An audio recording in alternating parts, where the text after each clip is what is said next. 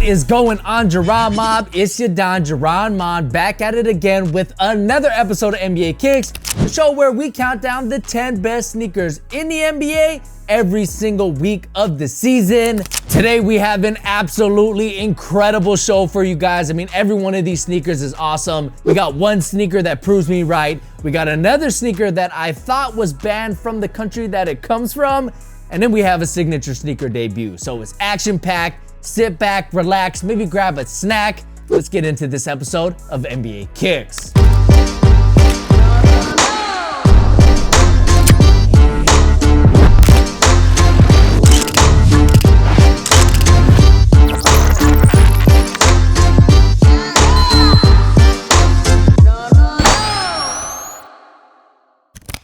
Starting off the list at number 10, we have Tyrese Haliburton with a custom pair of Kyrie low 4s. So the Sacramento Kings decided to let Tyrese Haliburton go for whatever reason. But despite wanting to stay in Sacramento, Tyrese is still rocking custom pairs of kicks, just like this pair of Kyrie 4 lows that I think are inspired by Speed Racer. Now I say think because I'm usually used to seeing Speed Racer in a car, but here he's on a skateboard. However, he's got the same gloves, outfit, and all that, so I do think this is Speed Racer. Either way, this is just solid custom work done here, especially since Tyrese now plays for the Pacers, which is inspired by racing cars, so the whole Speed Racer theme here just makes a lot of sense. But for real, Kings fans, if there's any of you watching, let me know how you feel about that trade. Next up at number 9, we have Carmelo Anthony with the Air Jordan 36. Now this is a pretty simple concept. It's the newest Air Jordan silhouette, which has design elements inspired by the Air Jordan 6 and a new colorway which is inspired by the Air Jordan 7? Okay, now that I think of it, it doesn't make a whole lot of sense, but Jordan Brand just retroed the Jordan 6 in a Bordeaux colorway, so maybe Carmelo's pair are inspired by those. Either way, the Bordeaux color scheme is an absolute classic, and I think it works extremely well with this silhouette. Everything from the tongue to the outsole to the gray and black upper, it all just makes sense. And when you're comparing these to the other pair that Melo rocked of the 36s, which I also think are oddly inspired by wine, I like these pairs of Bordeaux's better. But either way, Carmelo should just move to France already. I mean, wine, Bordeaux, what's next? Croissants? Are you going to finish that croissant? Next up at number 8, we have Kelly Oubre with the All-Star Pro BB Shift. Kelly Oubre is secretly building an impressive kicks on court resume this season, and here he adds another impressive entry to the list with this new colorway of BB Shifts. Now I'm not 100% sure on this, but this colorway might be inspired by Black History Month, since you have that red, black, and green hit on the branding as well as the tabs, which do add a nice splash of color on top of a nude monochromatic color scheme with what seems like black speckles or stars with a silhouette of 3 people looking up at them. You can also find the words wisdom and courage on the back heel tab for a nice personalized touch. So whatever these are inspired by, you can tell that it has some meaning to somebody, but inspiration aside, I just think this is a very unique colorway that definitely stands out amongst the rest, even though I might have thought that this was a Christmas-inspired one when I first saw them. Next up at number 7, we have Steph Curry with the debut of the Curry 4 Flow-Tro. So this shoe right here, which apparently is called the Curry 4 Flow-Tros, it just proves to me that I was right about the original Curry 4s in the first place. In case you missed my performance review of the original Curry 4s, I mentioned that the cushioning was an absolute travesty, and while this was not a secret amongst the Encore community, the fact that Under Armour decided to retro the Curry 4 with an updated cushioning setup is pretty much an admission of defeat in itself. So while I am glad that Under Armour has decided to upgrade what I think is the best looking Curry of all time, it still baffles me that Under Armour decided to upgrade a shoe that only dropped 4 years ago. Like, just do it right the first time.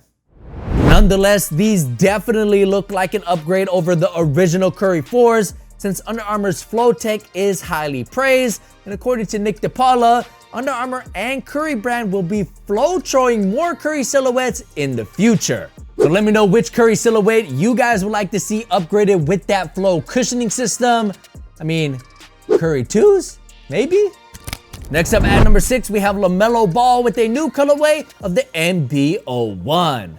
So I don't know whether or not to believe the hype behind Puma's first signature sneaker for LaMelo Ball. If you take a look at StockX, the Rick and Morty colorway of the MB01s is going for almost over 3 times above retail, which is definitely something that I would have never predicted.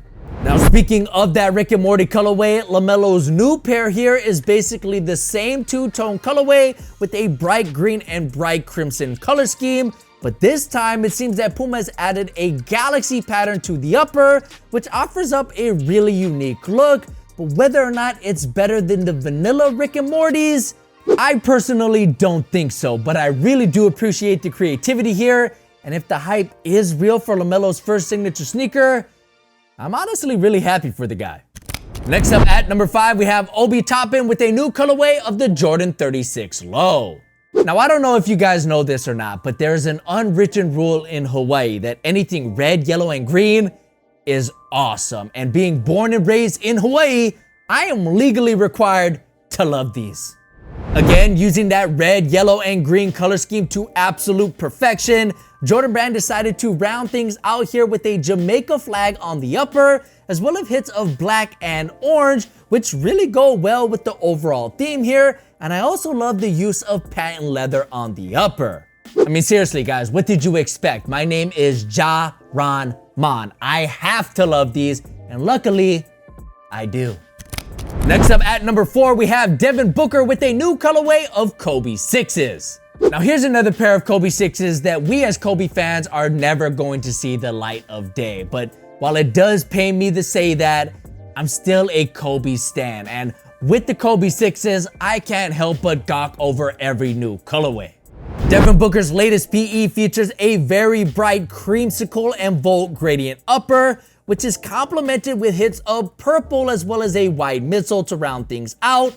But overall, I think that this fits the Phoenix Suns color scheme very well, while at the same time standing out on its own as a bright and playful colorway that fans of Kobe's or Devin Booker are absolutely going to love. I mean, come on, at this point you could just give us a bright rainbow-inspired colorway and those would sell out instantly on the sneakers app. However, this pair of 6s aren't the best pair of 6s on the list. Next up at number 3, we have Ja Morant with a custom pair of Kobe 6s. Ja Morant has exploded onto the scene with an MVP-worthy season, and I think it's only a matter of time before we start to see a Ja Morant signature sneaker, but until then, Ja's rocking Kobe's. This custom takes the Kobe 6s and flips it on its head with incredible custom work done by Serato, which features a reverse 3D swoosh as well as an electrical design that wraps around the swoosh as well as the entire silhouette. It's not very often that we see a custom colorway actually change the way a silhouette looks, but with that 3D reverse swoosh, Serato has done exactly that, which is something that we should all appreciate, especially when Ja Morant is rocking them. But let me know what you guys think. Should Nike go ahead and give Ja a signature sneaker line, or will we see the Ja V1 come from another brand like Puma, Adidas, New Balance, something like that? Let me know what you guys think in the comment section below. Coming in as our runner-up, we have Justin Holiday with a new colorway of the Li Ning Speed 8. Okay, so here we obviously have a Tigger-inspired colorway of the Speed 8, but this colorway is a lot more interesting for reasons that you may not be aware of. For starters, obviously, like I said earlier, this is a Tigger-inspired colorway with an orange and brown reddish color scheme, which is complemented by a tiger stripe makeup for the Li Ning logo on the upper, as well as a Tigger graphic on the tongue, which of course is made up of fur. Now, what makes this colorway especially interesting is because Winnie the Pooh has been banned in China. President Jingping, hopefully I'm saying that right, has banned Winnie the Pooh in China because people were making fun of him online for looking like Winnie the Pooh. Yes, that is actual real news that actually happened. So you can see why I was surprised to see a Winnie the Pooh inspired colorway from a China-based sports brand. But I guess the Winnie the Pooh ban only applies to Winnie the Pooh and not his friends. Finally, at number 1, we have Kawhi Leonard with the New Balance Kawhi 2.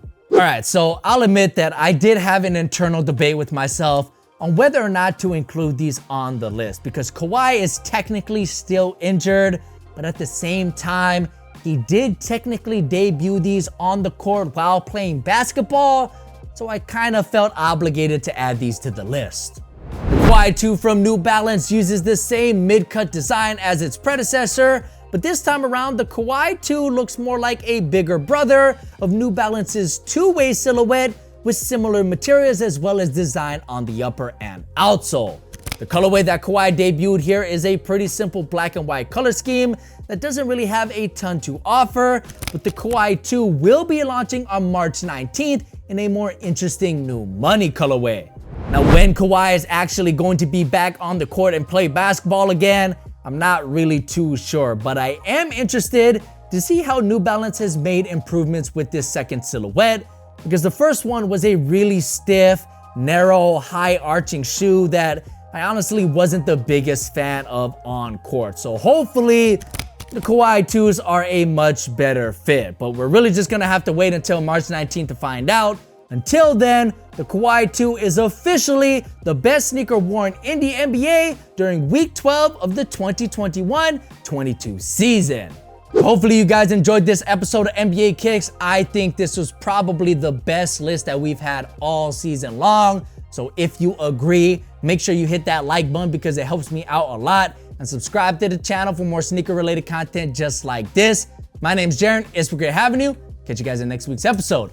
Peace.